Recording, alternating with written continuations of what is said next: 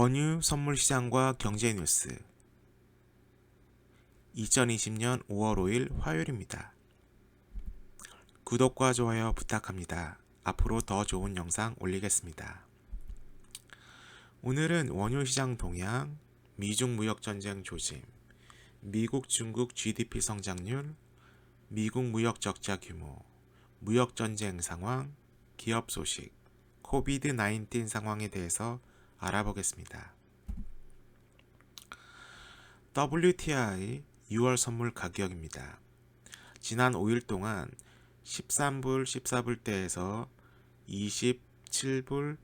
27불대까지 가격이 상승했습니다. 여태까지 가격이 하락한 만큼 가격이 급하게 상승되어 가는 모습인데요. 코로나 사태, 락다운 해제와 그로 인해서 수요 회복 그리고 공급 감산으로 인해서 어느 정도 기대 심리가 작용했기 때문에 상승한 겁니다. 하지만 가격이 너무나 급하게 상승을 했기 때문에 차익 실현을 하셔서 다음 거래를 준비하시는 것도 좋으실 것 같습니다. 이 사진은 지난 2020년 1월 15일 미국 트럼프 대통령과 중국의 리후회 부총재상이 약 18개월 동안 벌어진 미중 무역 갈등 및 미중 무역 전쟁을 합의하는 모습입니다. 미중 무역 갈등 재현 조짐.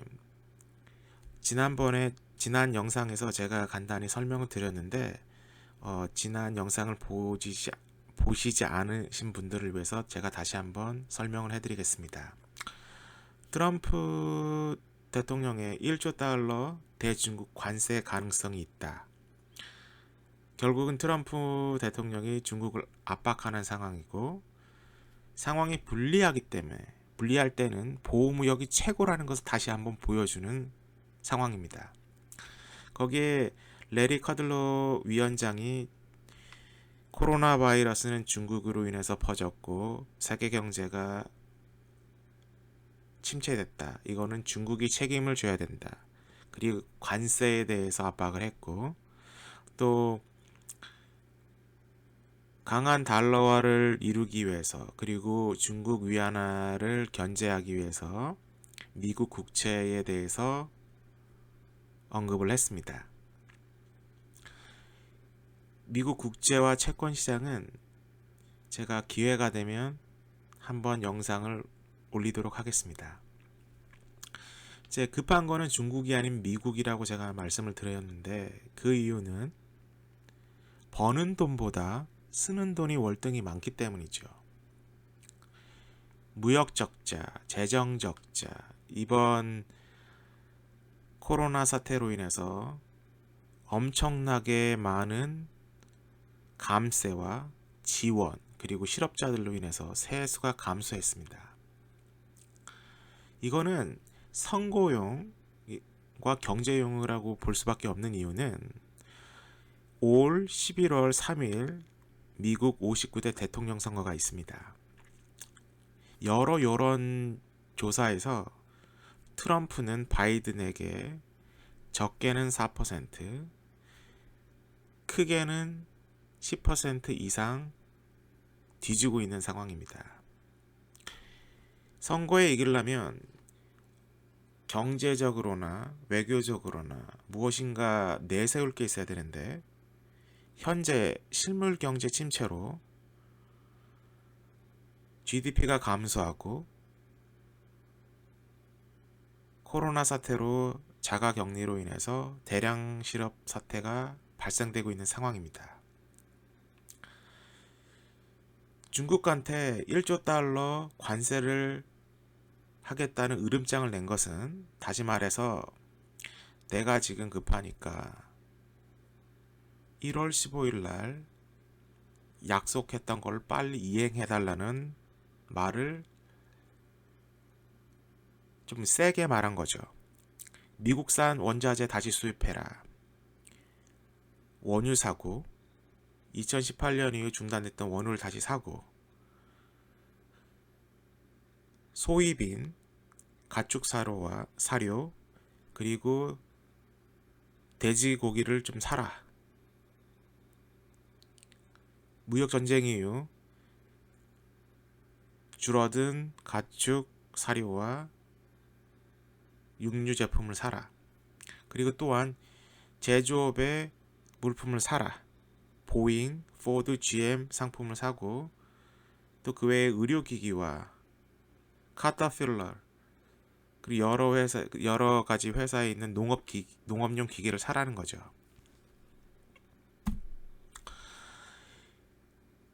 현재 미국 GDP를 보여주는 차트입니다. 2018년 1월부터 2020년 1분기까지 보여주고 있는 차트인데,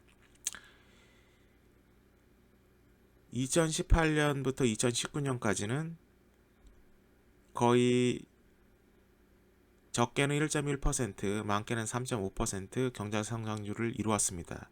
결국은 2.5% 이상의 경제 성장률을 이뤘다는 건데, 2018년 4분기 같은 경우는 금융시장의 이자 상승으로 인해서 금융시장에 타격이 갔기 때문에 1.1% 성장했습니다. 그때도 심각했는데 이번 코로나 사태로 인해서 마이너스 4.8% 감소했습니다. 국내 생산량이 줄어들었다는 거죠. 그만큼 사태가 심각하다는 것을 단면적으로 보여주고 있습니다. 이번엔 중국의 경제 성장률을 보겠습니다. 똑같이 2018년 1분기부터 2020년 1분기까지의 기록입니다.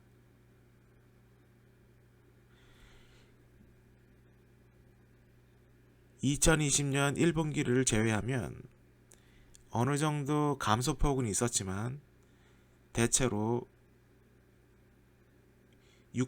7-8%의 성장률을 보여주고 있습니다. 하지만 1분기 같은 경우는 마이너스 6.8%로 코로나 사태가 중국 경제에 큰 타격을 주었다는 것을 보여주고 있습니다. 이번엔 중국의 경제 활동인데요. 작년 2월부터 올해 2월까지 소매 판매와 산업 생산량을 표시했습니다. 소매 판매는 무려 20%까지 하락을 했고, 그러다가 회복해서 마이너스 15.8%고, 산업 생산량은 12% 정도까지 하락하고 다시 마이너스 1%로 그 감소폭을 줄이고 있습니다.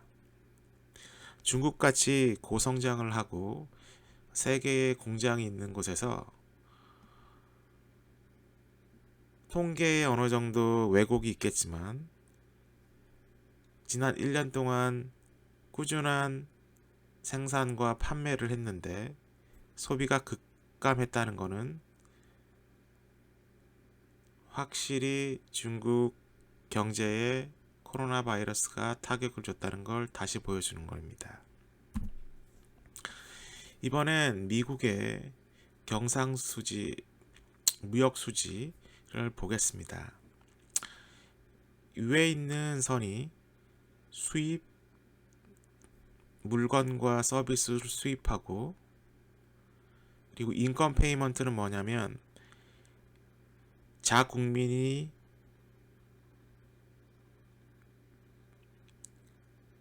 인컴 페이먼트는 미국 기준으로 설명하겠습니다. 미국 사람이 해외에서 투자를 하고 비즈니스를 사고 또는 일을 해가지고 번 돈입니다. 그러니까 여기서는 임포트라고 하면 해외에서 미국으로 와서 주식, 채권, 부동산, 비즈니스를 사고 그로 인해서 수익을 내고, 또는 해외에서 외국인이 미국에서 직장을 잡고 일을 해서 걷어들인 수입을 말합니다. 그러니까 결국은 수출 수입 그 갭이 2011년부터 2019년까지 꾸준하다는 것을 알 수 있습니다. 물론 증가폭이 좀 있었고 감소폭도 있었지만, 트럼프가 집권한 2017년부터 현재까지 오히려 적자폭이 확대됐다는 걸 보여줍니다. 이번에는 미국의 실업수당 신청 상황을 말씀드리겠습니다. 1월, 2월, 3월까지는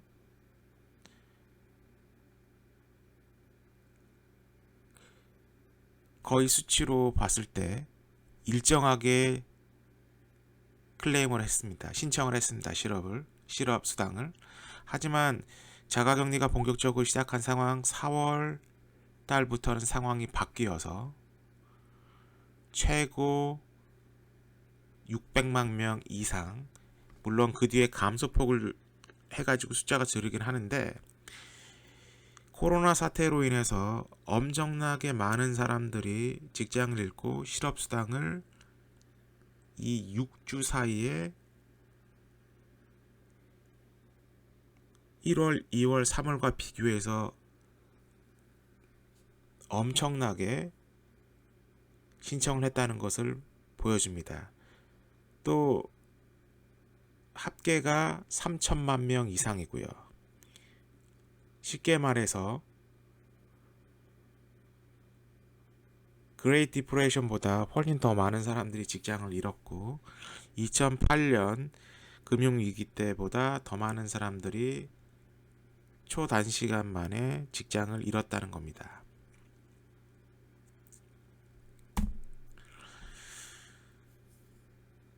이 차트에서는 지난 2006년부터 2020년 약 14년 동안의 실업률을 보여주고 있습니다. 여기서는 이제 실업률을 보여주고 있는데, 2008년부터 2009년까지 실업률이 가파르게 상승합니다. 그리고 2010년에는 10%를 상회합니다. 그 뒤부터 2020년 3월까지 실업률이 4% 미만으로 하락합니다. 그러다가 4월부터 급상승을 합니다.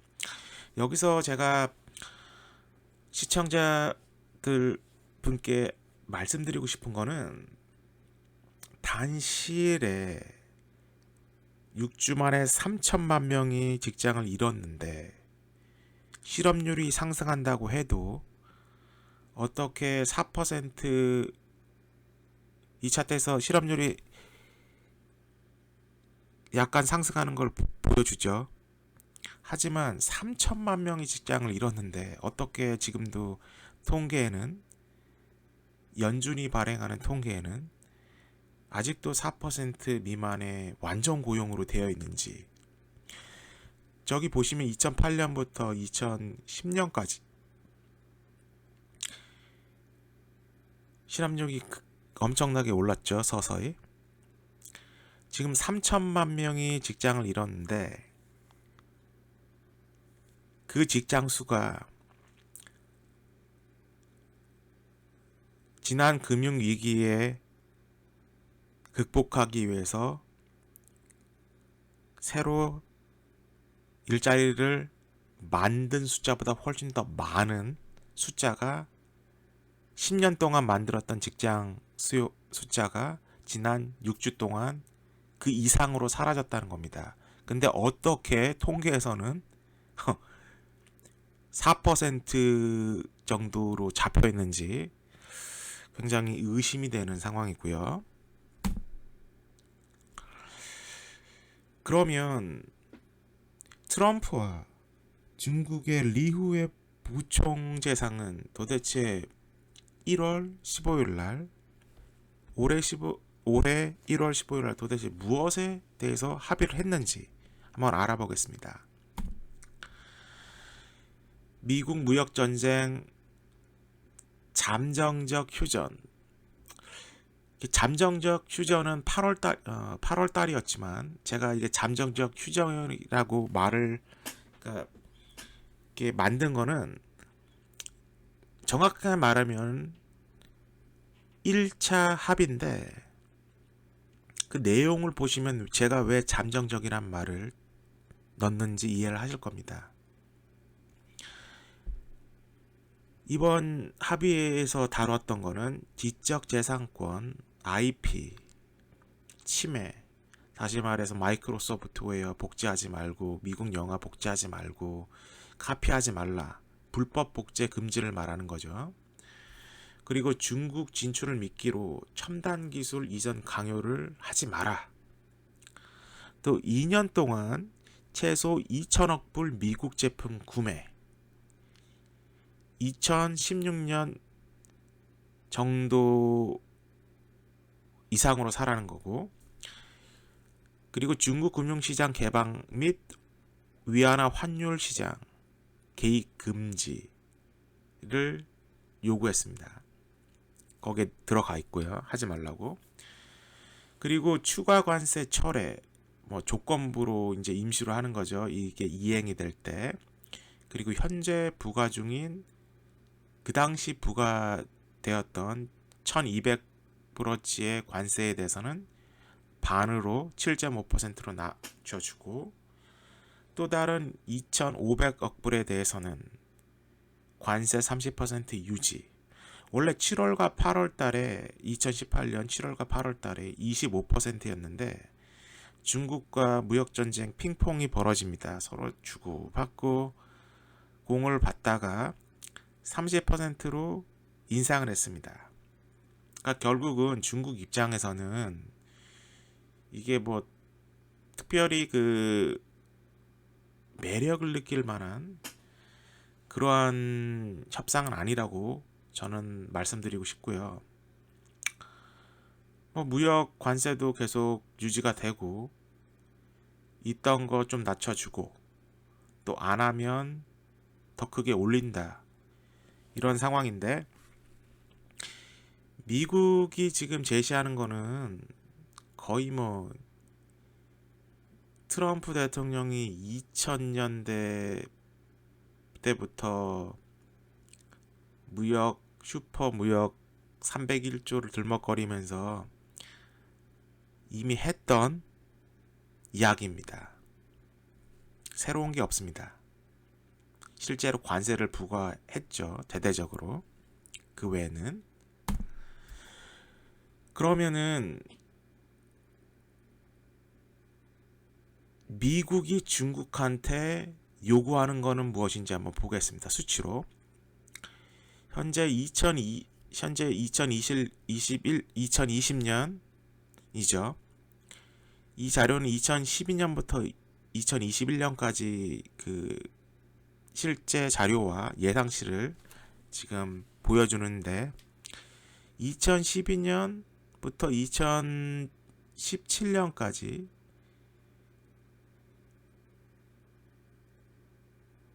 중국이 미국으로부터 수출이 어느 정도 유지가 되고 있습니다. 하지만 2018년부터 무역 전쟁이 본격화됨으로 인해서 중국이 미국으로부터 수입하는 양이 줄어들기 시작합니다. 그러다가 2019년 하반기에 들어서 중국과 미국이 이제 협상에 합의하는 쪽으로 방향이 잡혀서 이제 무역 금액이 좀 많이 늘어납니다. 2019년 같은 경우는 여기 보시면 별표가 있죠. 요거는 1분기, 2분기, 3분기만 포함이 되어 있습니다. 그래서 4분기 3개월 10월, 11월, 12월을 넣으면은 2018년보다 더 많은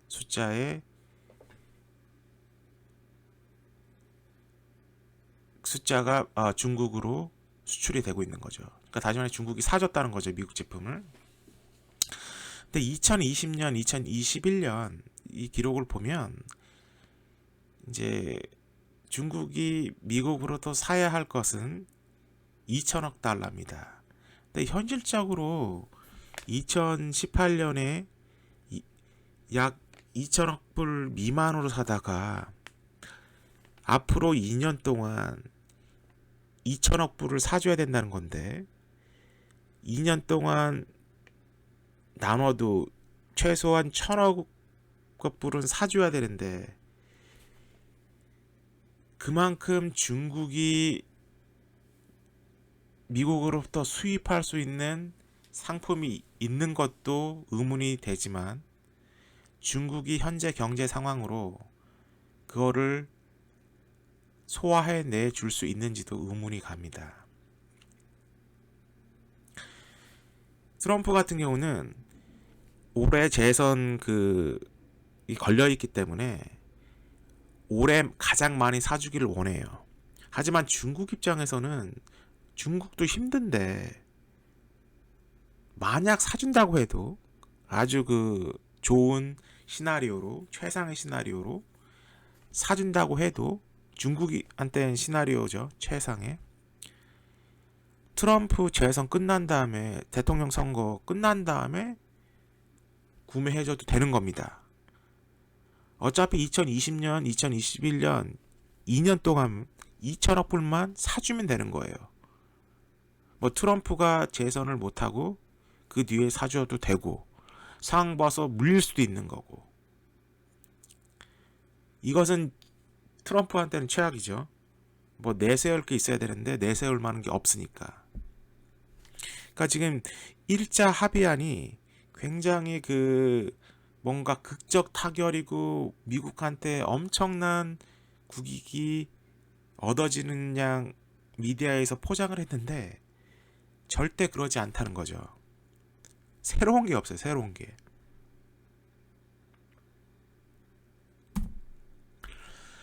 그러면 농산물품으로 가겠습니다. 제가 비디오에서 영상에서는 원유를 좀 많이 달았기 때문에 이번에는 원유는 약간 조금 사이드로 놓고 농산물에 대해서 약간 좀 다뤄보겠습니다. 미국의 대중 농산물 수출 차트입니다. 트럼프가 집권한 2017년과 2018년을 비교하면 무역 전쟁으로 인해서 거의 반 이상 감소합니다. 그리고 2009년부터 2018년 약 10년 동안 미국의 중국 농산물 수입 액수를 보면 오바마 집권 1기 말기 2012년 그리고 재선하고 처음해인 2013년 14년에 가장 많은 수출이 이루어졌습니다. 근데 트럼프는 지금 미국의 농수산물이 중국의 최대 가격으로 최고치 수출액이 최고치라고 그렇게 광고를 하고 다닙니다. 이 차트를 보시면 오바마 때 수출이 크게 늘었다가 서서히 오바마 후기에 감소했다가 2016년 마지막으로 올랐고 트럼프 대통령이 2017년 집권한 다음에 2018년 무역 전쟁으로 인해서 거의 반토막이 납니다. 무역 전쟁을 해서 반토막이 납니다. 무슨 말인지 아시겠죠? 제가 좀 뒤에 가서 더 설명을 드리겠습니다. 그럼 국제 원자재 시장에 대해서 한번 알아보겠습니다. 주요 수출국은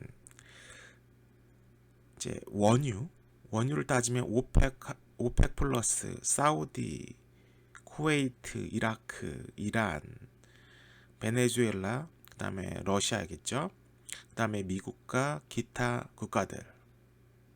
그럼 농산물을 한번 보면 역시 미국과 러시아, 그리고 남미의 브라질, 아르헨티나, 우크라이나, 멕시코, 호주가 있습니다. 그러면 오늘 주로 다뤄야 할 그 두 품목은 농산물 중에 소이빈, 대두, 가축용 사료로 많이 쓰이죠. 최고의 생산국인 미국, 또 수출국인 브라질, 아르헨티나, 호주, 그다음에 기타에는 러시아도 있고 몇몇 나라들이 있습니다. 그럼 이제 그 가축용 사료를 이제 먹였으면 이제 그 육류도 얘기를 해줘야겠죠. 육류는 돼지고기, 닭고기, 가금류, 소고기입니다. 최대 생산국은 미국, 브라질, 아르헨티나, 호주, 또 의외로 인도가 있습니다. 그 다음에 기타, 그리고 돼지고기로 말을 하자면 독일, 스페인이 선두고요. 그러면 수입국을 한번 보겠습니다. 최대 수입국은 중국입니다. 세계 1위의 인구와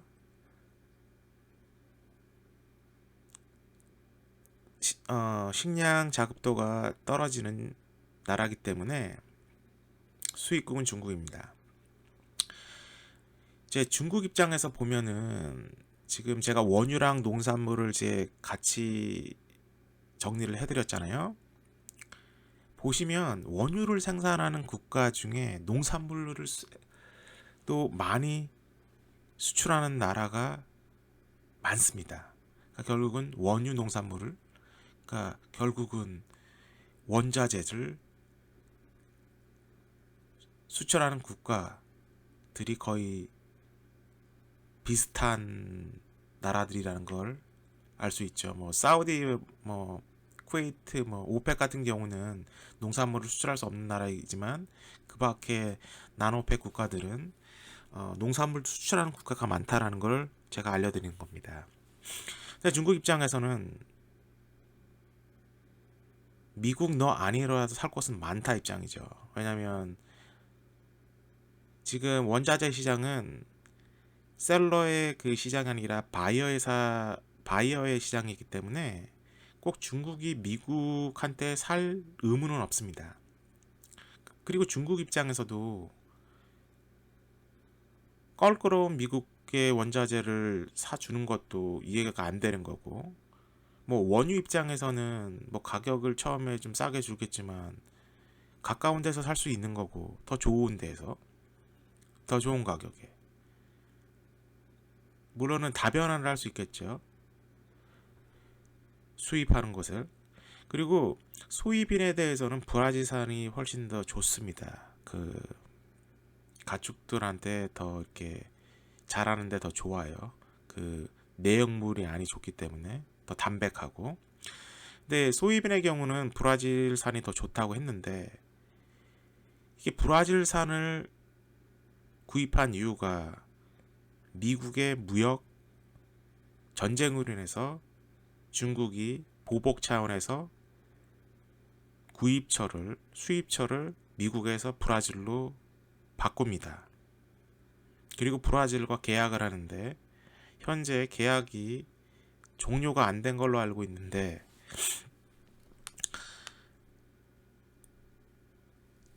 트럼프 대통령은 빨리 사라고 압박을 하고 있죠. 근데 이게 웬일입니까? 돼지 우리에 많아야 할 돼지들이 단 한 마리밖에 없습니다. 다시 말해서 구제역이 돈 겁니다. 2018년 6월 초에 안후이 성에서 발생을 했고 2018년 8월에 돼지 열병이 돈다고 공식적으로 발표가 일어났습니다. 이번 구제역으로 인해서 중국 돈육 산업은 굉장히 큰 타격을 얻는데 중국의 약 50% 절반 정도의 돼지들이 도축을 당합니다. 이게 구제역이 치료가 불가능하고 백신도 없는데 이게 백신이 있긴 해요. 백신이 있는데 이게 그 바이러스를 전염시키는 걸 막는 게 아니, 그러니까 바이러스를 치료하는 게 아니라 바이러스를 전염을 약간 좀 줄이는, 그리고 돼지 안에 바이러스가 들어가면 그 바이러스가 증식을 덜 하게끔 그렇게 해주는 겁니다. 그리고 참고로 돼지는 소보다 바이러스가 들어가면은 훨씬 더 치명적인 상황입니다. 왜냐하면 그 안에서 바이러스를 더 많이 생산을 한대요. 그렇기 때문에 이로 인해서 중국은 가혹한 도축만이 확산을 방지하기 때문에 수많은 돼지들을 도축합니다. 결과는 어떻게 됐냐? 사육하는 돼지 수가 감소했고 그로 인해서 소위빈, 라이브스탁 같은 돼지한테 먹일 가축 사료가 급감합니다. 그로 인해서 부족한 돼지고기 공급분을 해외에서 수입을 해야 되는 상황이죠. 돼지고기뿐만 아니라 소고기 수요도 늘었습니다. 물론 단기적으로 늘었습니다. 이번 그래프는 호그 인벤토리, 사우 인벤토리인데 이게 블루 라인은 돼지 수컷이고 레드 라인은 돼지 암컷입니다. 2018년 5월 인벤토리가 급감하죠. 그리고 6월 달에도 급감하고 7월 달에도 급감하고 8월 달에도 급감하고 9월 달에 약간 수컷들은 늘고 암컷들은 감소하고 다시 2018년 10월부터 2019년 2월까지 돼지 재고들이 엄청나게 감소합니다. 인벤토리가 돼지라는 거죠. 재고가. 그러면 이제 재고가 감소한다는 거는 이제 돼지 농장에서 돼지들이 엄청나게 도살을 당한다는 거를 말하는 겁니다. 실로 엄청난 숫자죠.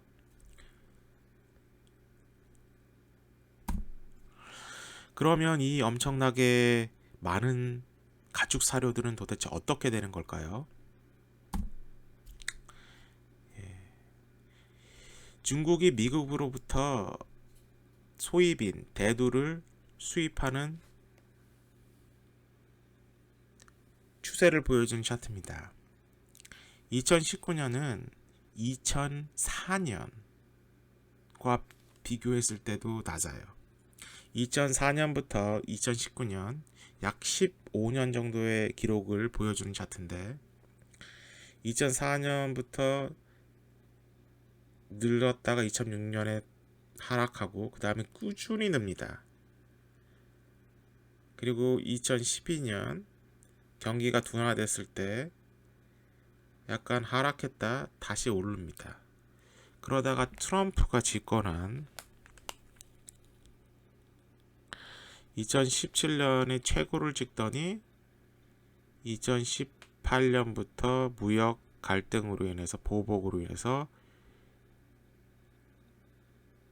서서히 줄고 2019년에는 2018년 대비 60% 이상 감소합니다.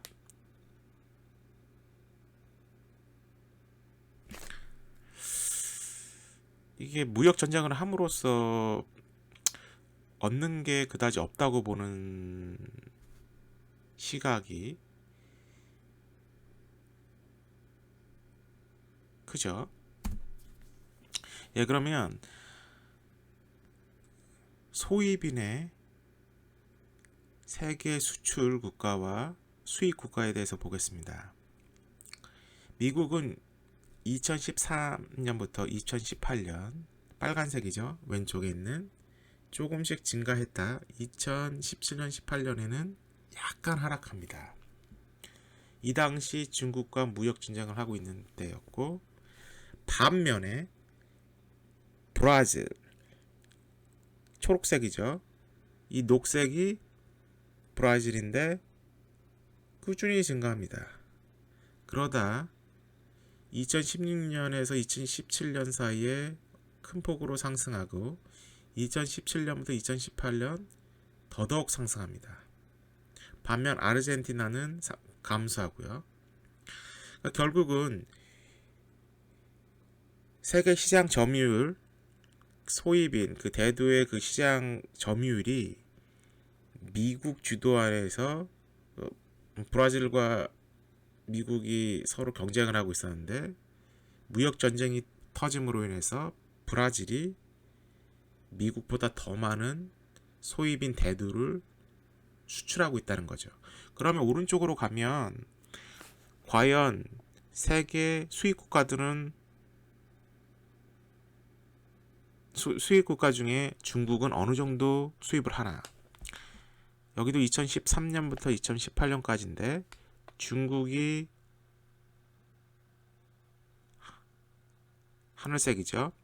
중국 자체만 봐도 2013년에도 절반이 넘어요. 꾸준히 상승합니다. 그러다가 2017년, 18년, 이때는 그 구제역이 돌았기 때문에 그 수출이 둔화됐기 때문에, 수입이 둔화됐기 때문에 2017년, 16년, 17년, 18년과 거의 비슷합니다. 이 그래프를 보면, 수입과 수출을 보면 중국의 육류 소비가 증가되어 가축 사료의 수입 증가와 또한 완제품인 육가공 제품도 같이 상승한다는 걸 알 수 있습니다. 그러니까 다시 말해서 국내에서 생산되는 게 국내 수요를 만족하지 못하기 때문에 가축 먹이도 사고 사료도 사고 또 해외에서 수입한다는 거죠. 다시 말해서 경제 성장률을 이룬 중국이 식생활 패턴까지 바뀐다는 걸 보여주고 있습니다. 중국의 돈육, 돼지고기 수입에 대해서 좀 알아보겠습니다. 2018년에서 2020년 중국이 수입한 돼지고기입니다. 이게 톤으로 되어 있고요.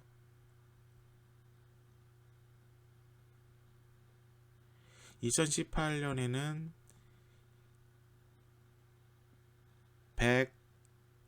160만 톤을 수입했습니다. 그리고 2019년엔 예상치죠.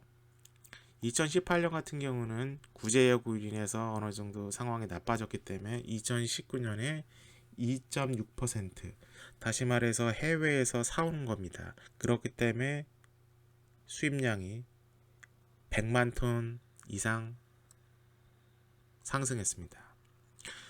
그러면 구제역이 잠잠해진 뒤로 2020년에는 또다시 1.1 밀리언 100만 톤을 더 수입한다는 거죠. 그러니까 결국은 구제역도 중국인의 식생활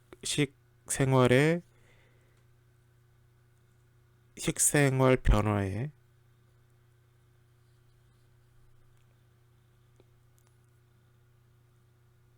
영향을 못 준다는 것을 말씀드리는 겁니다. 그리고 오른쪽 그 표는 2018년, 2020년인데 1인당 돼지고기 소비량이죠. 88파운드, 78파운드, 62파운드. 여기서 또 보셔야 될 게 중국인의 돼지고기 수입량은 증가하지만 1인당 소비량은 감소하고 있습니다. 물론 이게 인구 증가로 인해서 뭐 돼지고기 수요는 꾸준히 늘어나지만 뭐 1인당 떨어지는 게 얼마 안 된다 이렇게 말씀을 할 수 있는데 이 차트를 보시면 돼지고기의 수요도 꾸준히 늘어나고 있지만 자국에서 그러니까 생산 충족이 안 되니까 그렇지만 오른쪽 차트를 보시면 돼지고기 외에 다른 육류 쪽으로 중국인의 식생활이 변화되고 있다는 것을 보여줍니다. 뭐 소고기가 될 수도 있고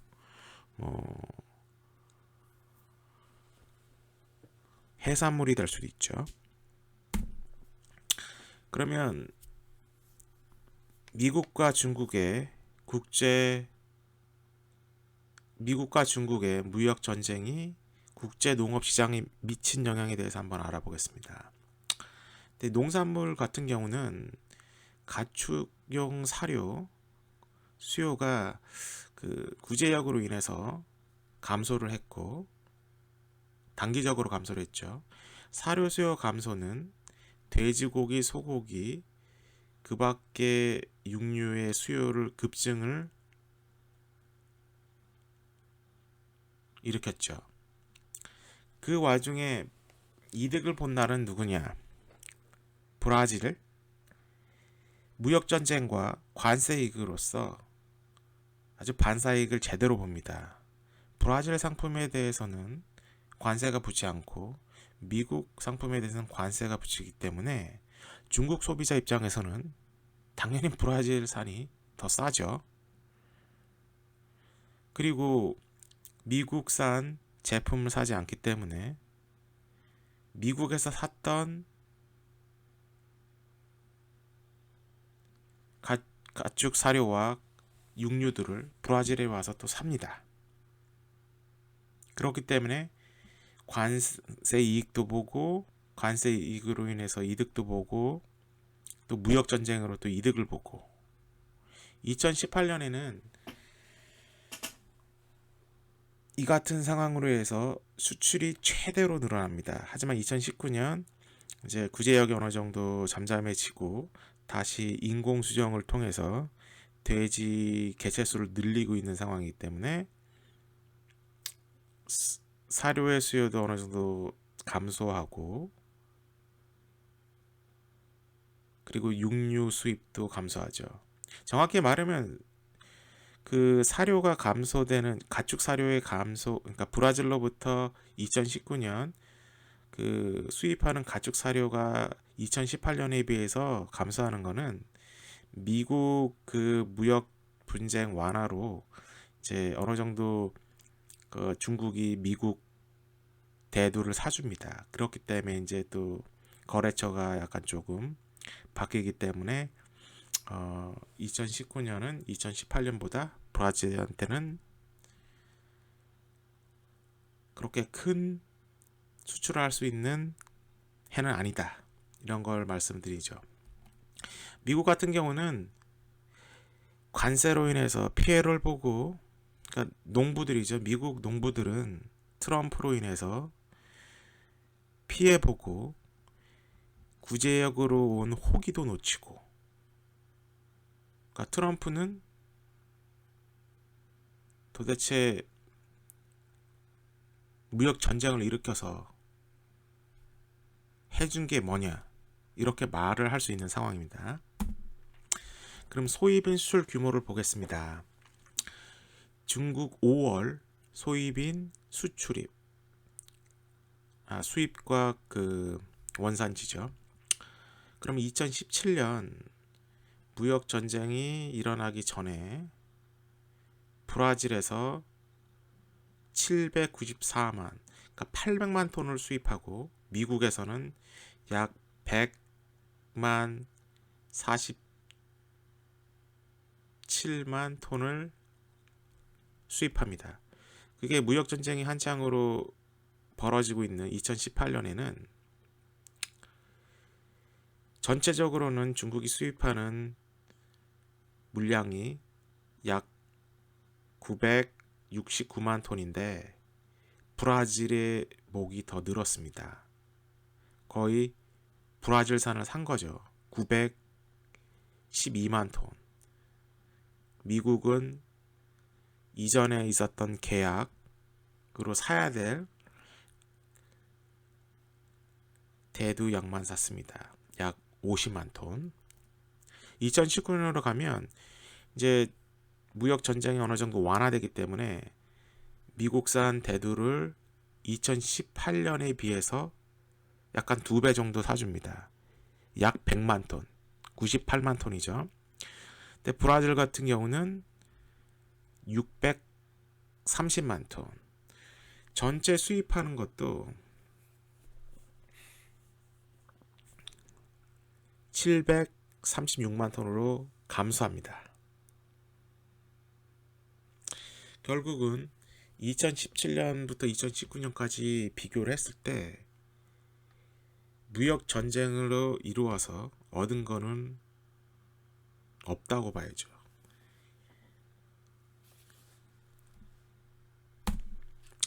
이번엔 브라질의 돼지고기 그 외에 육류 수출 차트입니다. 1위는 2017년, 2018년, 2019년 모두 다 중국과 홍콩이 차지했습니다.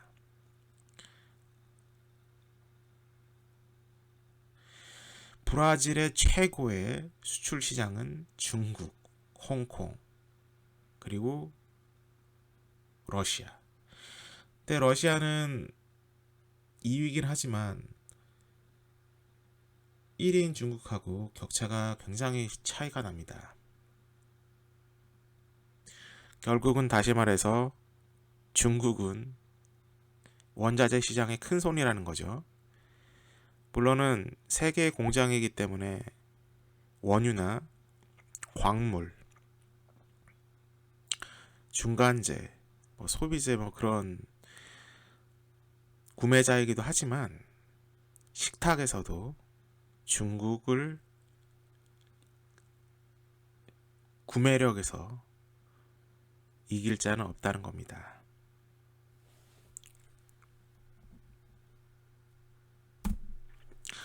이번엔 미국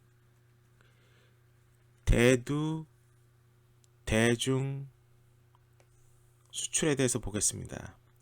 미국에서 중국으로 대두가 얼마나 수출이 된다는 걸 보여주는 건데 2017년 트럼프가 집권한 뒤부터 2019년 7월까지 약 2년 6개월 동안의 그 차트를 보여줍니다. 이 차트는 USDA에서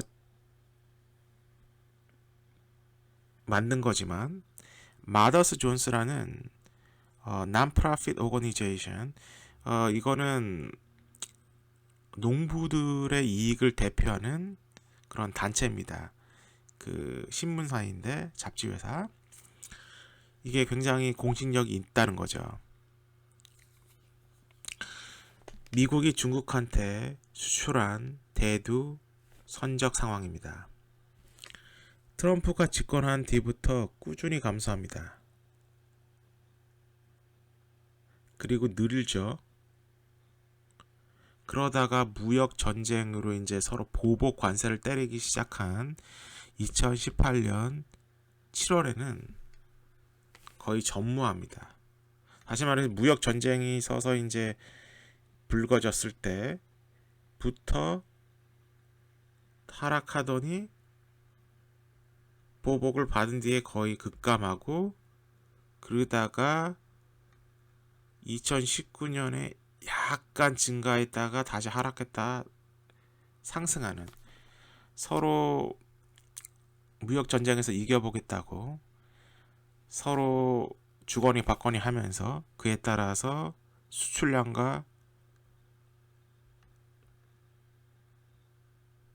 수출량이 증가하고 감소하는 거죠. 이번엔 기업 소식입니다. 헐트 자동차 렌탈 회사는 채무 불이행 이후 파산을 면하기 위해서 채권단과 협상 중입니다. 채권단 파산 집행유예 허가를 받았는데 이거는 굉장히 이례적이고요. 다시 살아날 수 있는, 파산을 하지 않고 다시 경영할 수 있는 확률도 있다는 겁니다. 우선 헐스는 현금 흐름을 양호하기 위해서 3월부터 정리 해결을 했고요. 그 다음에 사업을 축소했습니다. 가지고 있는 그 렌탈카, 그 중고차 그 규모를 줄였고, 그리고 경영진과 임직원들의 임금을 삭감을 하는 등 자구 노력을 했습니다. 채무 조정은 이런 자구 노력을 하는 것을 이제 보여줌으로 인해서 이제 그 긴급 경영 계획을 제출합니다. 그러면서 두 가지 노림수를 두고 있는데, 첫째는 채권단으로부터 빚탕감 아니면은 그 채무를 주식으로 전환, 그리고 마지막으로 최종 목적은 이제 연방 정부로부터 긴급 구제를 받으려고 하는 이제 그 노림수가 있겠습니다. 제 경쟁자인 아비스는 상대적으로 건전한 재무 구조를 가졌기 때문에 피해를 보고 있긴 하지만 헐츠처럼 파산 상황까지는 몰리고 있지 않습니다. 이제 렌탈 회사 같은 경우는 제가 왜 이거를 영상에 넣느냐면, 항공회사랑 연관이 되어 있습니다. 이 아비스나 헐츠 같은 경우는 거의 대부분의 그 영업소가 공항에 위치해 있어요. 근데 이 렌탈 회사는, 카 렌탈 회사는 2조 2천억 원 달러 규모의 케어 액트에 구제를 받을 수 없는 기업입니다. 그러니까 렌탈 회사는 국가 안전과 스키어리 안전과는 절대 관련이 없다는 식으로, 그런 논리로 케어 액트에 포함이 되지 않아요. 다음 차트를 보시겠습니다. 카 렌탈 회사의 주가 하락을 보여드리죠. 항공회사와 비슷한 차트를 보여줍니다. 해외여행이 감소하고 금지되는 상황에서 2월 초부터 하락이 시작되고, 현재 헐츠는 24불에서 3불,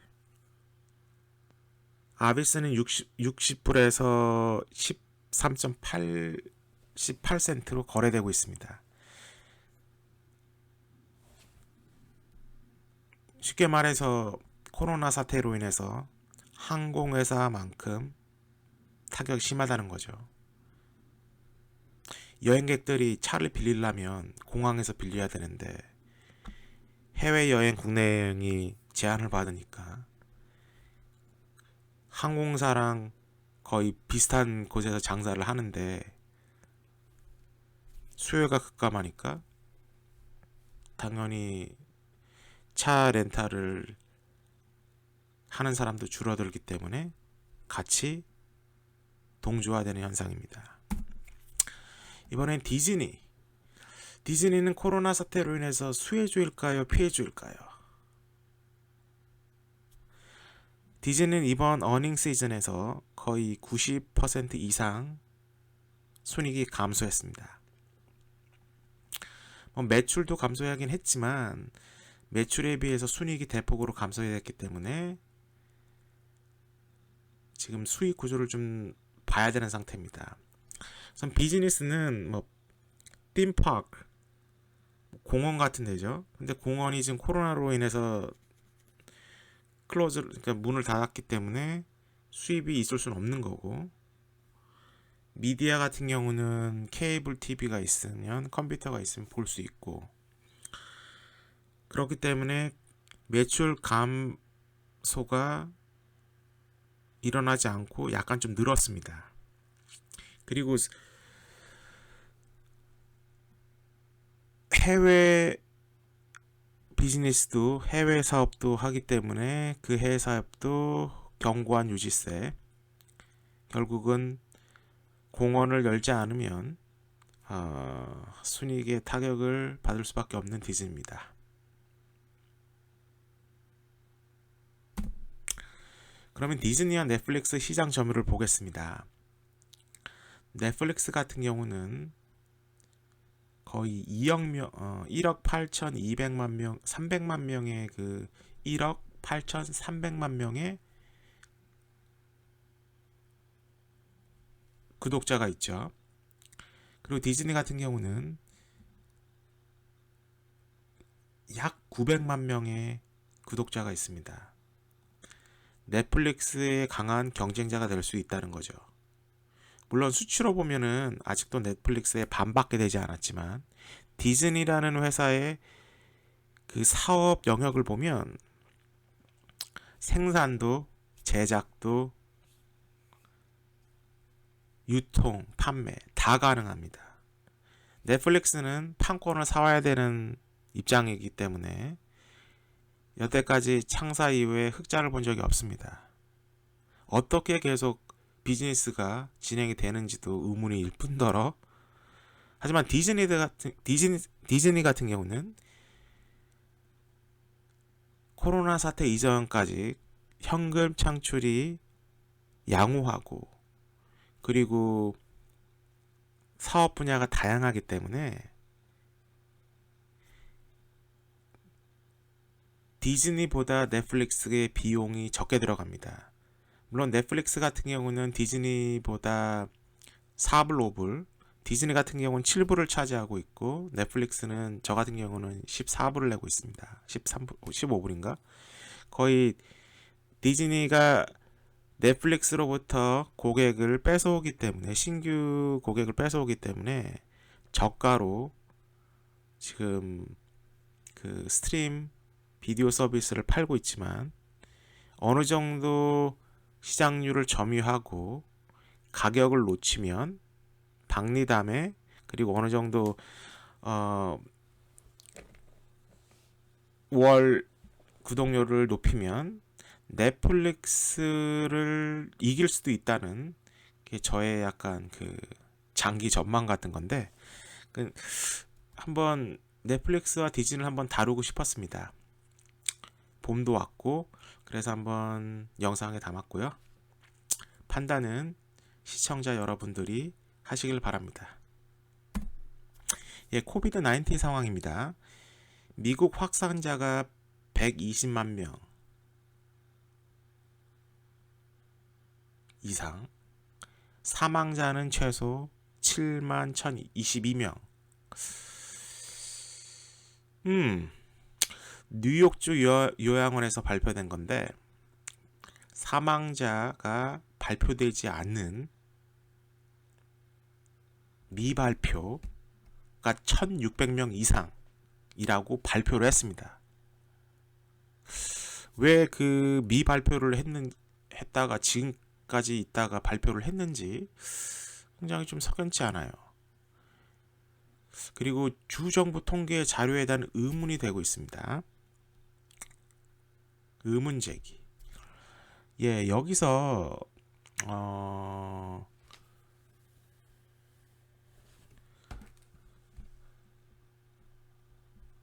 여기 보시면 people who did not have a positive COVID-19 laboratory test but their death certificate list as the cause of death, COVID-19 or equivalent, 이렇게 되어 있는데, 코비드-19 테스트를 해서 파지티브를 안 받았지만 죽은 사람입니다. 그러니까 이게 컨펌이 되지 않는 이상 코비드-19으로 죽었다고 확신을 못하는 거죠. 근데 이런 사람들도 통계 잡혀서 코비드 관련 사망자로 보도가 되고 있다는 겁니다. 아마 판단은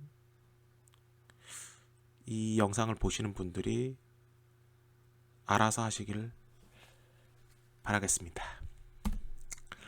예, 이번엔 결론을 맺자면 무역 전쟁으로 인해서 미국 농부들은 얻은 것 없이 잃은 것만 많다. 이런 걸 제가 말씀드리고 싶습니다. 그러니까 트럼프가 한 무역 전쟁으로 인해서 미국 경제에 도움되는 거는 없었다. 그리고 없을 거다. 라는 걸 제가 말씀드리려고 합니다. 그러면 오늘 영상이 도움이 되셨다면 구독과 좋아요 부탁드립니다. 앞으로도 더 나은 모습으로 영상을 만들겠습니다. 감사합니다.